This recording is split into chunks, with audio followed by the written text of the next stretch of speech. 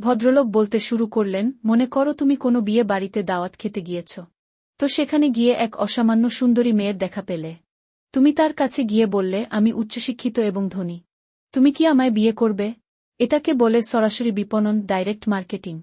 তোমার বন্ধু তার কাছে গিয়ে তোমাকে দেখিয়ে বলল, ও উচ্চশিক্ষিত এবং ধনী। তুমি কি ওকে বিয়ে করবে? এটাকে বলে বিজ্ঞাপন। মেয়েটি নিজেই তোমার কাছে এগিয়ে এসে বলল, আপনি উচ্চশিক্ষিত এবং ধনী। আপনি কি আমায় বিয়ে করবেন? এটাকে বলে ব্র্যান্ড ভ্যালু। তুমি বিয়ের প্রস্তাব দেবার পর মেয়েটি জানাল যে সে বিবাহিতা। এটাকে বলে চাহিদা ও যোগানের ফারাক, ডিম্যান্ড সাপ্লাই গ্যাপ। তুমি মেয়েটির কাছে গিয়ে কিছু বলার আগেই আরেকজন তাকে বিয়ের প্রস্তাব দিল এবং মেয়েটি সম্মত হয়ে তার সাথে চলে গেল। এটাকে বলে প্রতিযোগিতা, কম্পিটিশন। মেয়েটি তোমার বিয়ের প্রস্তাব গ্রহণ করল এবং বছর ঘুরতেই তোমাদের একটি সন্তান হল। একে বলে প্রোডাকশন, উৎপাদন। তুমি মেয়েটিকে বিয়ের অফার দেবার সাথে সাথে সে তোমার গালে ঠাস করে একটা চড় মারল। এটাকে বলে উপভোক্তার প্রতিক্রিয়া, কাস্টমার্স ফিডব্যাক।